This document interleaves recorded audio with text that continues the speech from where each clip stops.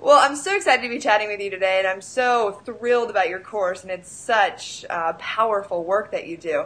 I want to start off with what exactly is overeating? There's so many questions about, or there's so many people that say I overeat, and just can you kind of lay that out of like what is overeating? Well, it's a great question. I work a lot with eating disorders. I'm a psychotherapist, right? So it's such an important question because for some people, it seems obvious that overeating is just eating more than your body needs, right? So I always have this scale, this hunger scale that's from 1 to 10.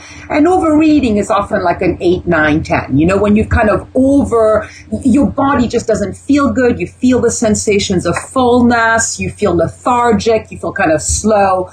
But with some people, overeating can literally be like eating a cookie or two. And it's more, the question of overeating is more of what did my should voice say about what I should eat today? And then if you break those rules at all, then that's considered overeating. So there's the actual real physical sensation of fullness. And then there is, I shouldn't have eaten that cookie and sometimes even that apple, and I overate. So it's a very subjective noun actually. So it's a great question. And it doesn't matter in the end, right? In the end, what matters that the person feels like they've overeaten, and often they feel a lot of shame and a lot of despair because they've done that, whether it's because it's 1 cookie or 2 pints of ice cream. The feelings are the same that are created by the thought that they've overeaten. Right.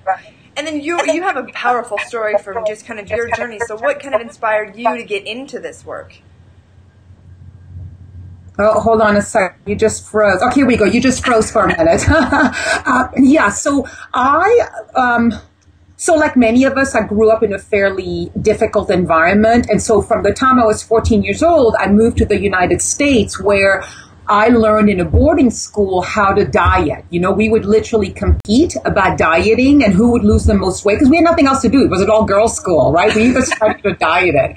And then for me, because of the environment I had grown up with, I actually developed an eating disorder. And so that continued for over 20 years. I first started with anorexia and then it shifted to bulimia, as it does with a lot of people. And so, you know, I've spent so much time exploring the food and body image world because I kind of have been throughout all of it. You know, I hated my body. I hated overeating. And so I became really passionate to want to help people with it. And I feel like I know the world inside out. And I try to heal it through a lot of hate and shame, and it doesn't work. And so this is what this program is so exciting, is because it works through actually accepting and loving yourself, which, you know, some people will raise their eyebrows and goes, what? That's not going to help. Loving yourself doesn't mean not having boundaries, but it means you can have boundaries that are actually appropriate and kind versus the ones that are punishing and mean. And it's like, tomorrow you're going to run 6 miles because you ate an extra cookie today. You know, that's not an appropriate boundary. Yeah. And so I just come from a place of total passion about that world of food and body image because I know how much it can consume us. And I know so few women in this world that love their bodies and that feel like they're eating in a way that's intuitive and that feels good to them. Most women are, I just had a client. She's like, I've just overeaten and I feel horrible. And it's like, it's such a common thing. We just don't do a very good job of loving ourselves. Mm-hmm. And is that can you talk about the feel-good solution? That's obviously a component of it, but I love the feel-good solution to overeating. That's awesome. Well, exactly. Well, you know, for me, what I realized is that actually every habit that we ever do is actually in an attempt to feel good, right? Everything we do, we're actually biologically wired to stay away from pain and to move towards pleasure. I mean, that's a biological imperative. I also believe it's a spiritual imperative. So actually feel good, and that's why I don't say it in the title, is actually also the feel God solution. But I don't think of God as a big guy in the sky who's mean and judging. For me, God is about peace, love, and joy. They're states of being, of feeling good, of feeling like a deeper sense of self. And so what I talk about is when we overeat, whenever we do any destructive actions, we are really trying to feel good. We're trying to feel peace and love and joy, but we're doing it in a way that's not very effective. And that's really different than saying, oh, I have a horrible habit and I have to get rid of it and I hate it and I'm bad and I'm shameful. I go, no, wait a minute. You're being brilliant. You figured out something that makes you feel good, that temporarily makes you feel peace, love, or joy. The problem is with many of these painful habits like overeating, it only lasts for a little bit of time. And then we end up feeling like crap.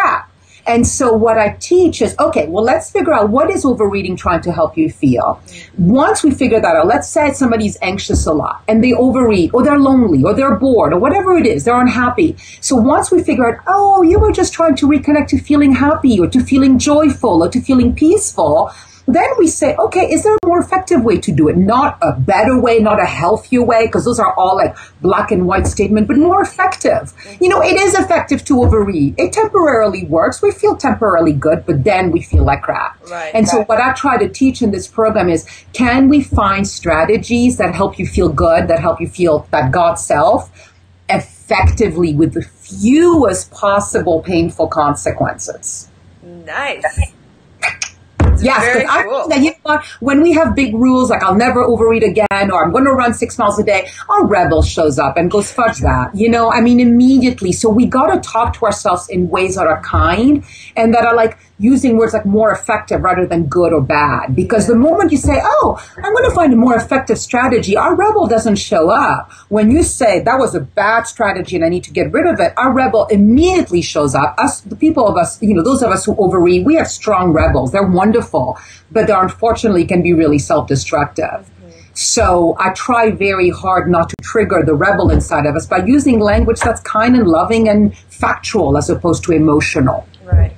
And so how do emotions play into this? That's a big question. We're actually going to spend a whole session on emotions because emotions, none of us have been taught in this society, or I think in the world maybe, I don't know, maybe some countries, to feel emotions appropriately. So what I talk about is we either discharge emotions, we take them out upon others, you know, right when you're really pissed off and you just start yelling.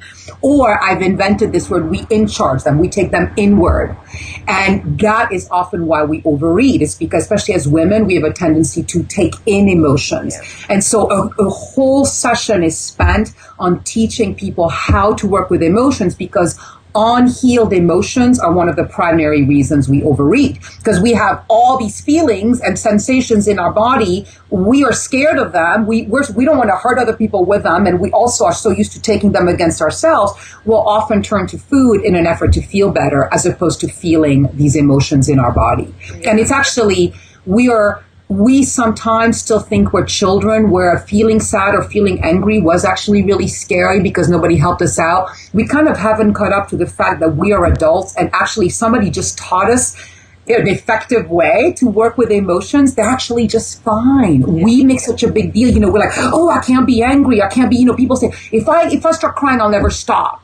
Or if I really felt my anger, I'd destroy everything. Well, actually, that's not true. Emotions are wonderful. They know how to peak and how to wane, and how to peak and how to wane if we just let them be and if we learn how to be with them. So that's a really exciting part of one of the weeks of the work. Yeah, totally. With my own personal journey, I know it was overeating in college. I was just stressed and like emotional. I didn't know how to deal with things, and it was just all of it. If I would have had this course. I know. And you know what? It's great that you bring up stress, because I've devised 5 steps, right? So the Feel Good Solution has 5 steps that can help you right in the moment of the habit. And I was telling you before that for me, that's the most exciting piece, because I used to read self-help books at 10 o'clock at night. And then when you're faced in front of that brownie, you're not going to remember what you read at 10 o'clock the night before. And so one of my passions has always been like, how do I help people in the moment of the habit cycle? And what I call the habit cycle is the craving point, right? When you first have the thought you want that brownie, then the habit point when you're like overeating, and then the post-habit point, which is, what do you say to yourself? What do you do after you've overeaten? So that's the habit cycle. So my 5 steps actually work with all 3 points. so that you can catch yourself at the craving point and go, wait, what's really going on? What do I need? If you don't catch yourself there and you start overeating, my 5 steps actually work there too. And then post-habit, we usually criticize and shame ourselves, and that usually starts the cycle all over again, right? So I actually can help you with that as well. And so let me think how to be clear here. I find that stress is one of the primary reasons we overeat, because our bodies go into fight or flight. And when they do that, when we're stressed, the body thinks we're in danger, whether it's because somebody's cut us off or there's really a lion in front of us, the body doesn't know the difference.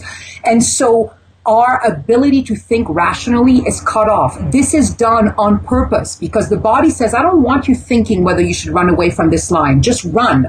And so the same thing happens with food. We arrive home totally stressed and our neocortex, which is our thinking brain, shuts down. Right, and so we can't make rational decisions. The other thing that happens in stress, because we're in fight or flight, the body says, give me carbs, give me carbs. I need to run. I need to fight this intruder. Well, guess what? You're going to eat carbs, which is what most people eat when they overeat. And so the second week, I think, or third week, we actually work with this really cool stress scale. And actually a huge piece of this work is actually teaching people to learn to reduce their stress, because that's such a big trigger for overeating. And I explain like real physiological reasons that have nothing to do with willpower about why we overeat when we're stressed. It's really exciting work. Yeah, that's so cool. I love it too, the before, like in the during and after, because those are like crucial points. And exactly. I totally can think about it in my life where there was that pull, like you're not in your right brain. You That's can't, right. That's right. You're like, That's what's right. happening? Yeah, exactly. And most people kind of numb out. And what's so cool too about this is that, yes, the course is made for overeating, but actually the process, the feel-good solution works with any painful habits. So I use it with my husband, when I'm in a fight with him. I use it with if I'm overworking. You can use it for any habit. So I wish I could say that, but hopefully I'll be offering courses using the same process, but with different habits. But just know that for whoever's watching this, it's not just for overeating. You'll be able to use this process for any place in your life where you act out in ways you're not so happy about. Right. So I know you're going to go into this in the course, but I would love to just like a little tip of what somebody should do before, and then what they should do. Like, okay, they've totally screwed. Yeah. They're in the habit. They've overeaten. Yeah. Then what's a tip that they should do? Okay, so I'll give you two very simple. Okay, at the craving point, the question is, what do I really need? Okay, when you have a craving, so let's say right now craving for a brownie came to me. Okay, I suddenly had that thought. First thought is, am I hungry? That's the first thing you need to check. Is your body actually telling you it needs something? Most of the time, especially for craving a brownie, it's not really our body's wanting that. So then the second question is, what do I really need? Someone like me, someone who struggled with food issues a long time, our needs manifest through a thought like I need a brownie. It's kind of a habit we've developed. Whenever we don't feel peace, love, or joy, the first thought is, I need food.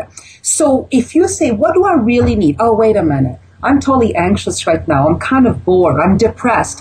Oh, so I need excitement, or I need connection. Once you figure out what you really need, what that craving is telling you, then you can go, okay, well, will the brownie really meet that need, or should I call a friend? So it gives you choice. Once you ask the question, what do I really need? And then you can still decide, I still want to have the brownie. But then if you eat it with the intent to meet the need for connection, let's say, it's going to be a very different way to eat that brownie than if you're just like, eating it like that because you feel really bad that you're eating it. So that's craving. Yep. And that's just one of my most exciting pieces of work. I love that piece. And Amazing. then the post habit is kindness, kindness, kindness, kindness. Shame and criticism are what lead you into perpetuating the cycle of overeating. So, hey, I did the best I could. Gratitude. I love gratitude. Like, thank you for this food. Thank you for having enough money to buy this food. Like, I try to use gratitude in any way that I can. And kindness. We were trying to meet a need. And I did it the best way I knew how in that moment. And just remembering that shame and criticism, they will never, ever, ever work. So maybe that's the more important thing. That will never work. And we always think it does, because so much of what we often grew up with, and sometimes even our society says that shaming and criticism work. I've never seen it work. It's fear-based, only works temporarily, It just doesn't really work. That's so great. And it's so amazing, too. I mean, this course is obviously for anyone, but for women, too, it seems particular, like beating yourselves up, and it's just insanity. So this work is incredible. I'm so excited about the course. Thank you. Who is this course for? Everyone, of course, but... Yeah, if I were to put like the ideal person, it's someone who's tried a lot of different things and has figured out that shame and criticism and deprivation and punishment don't work. I have some people contact me and they're still at the point where they tell me, but I want you to tell me a diet. But what are you talking about? I have to be kind to myself. No, I want you to be tough. That's just not the way I work. And I'll just usually go, yeah, that doesn't work. This is not a place in which you're going to be punished and shamed and told to deprive yourself. This is where you're going to be told you got to go inside yourself and actually put healthy boundaries, but that are kind but firm.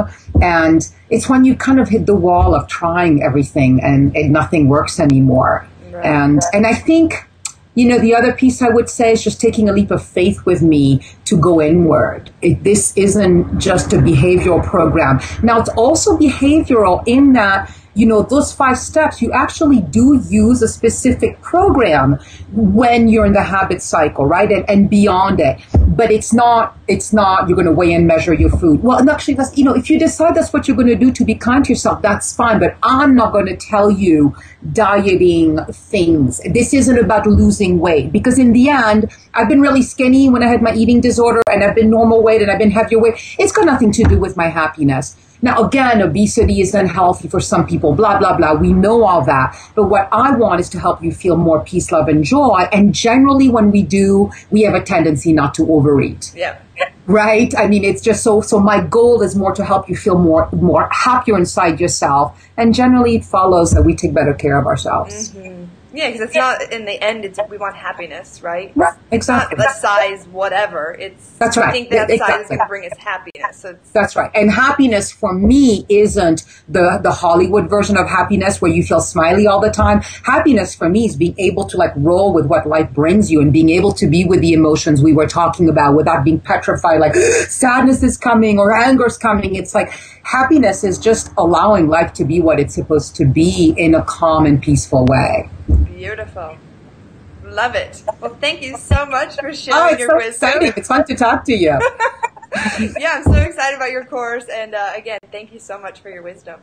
All right, good. I look forward to hopefully hearing you on the call. Yes, perfect. Okay, bye. Take care.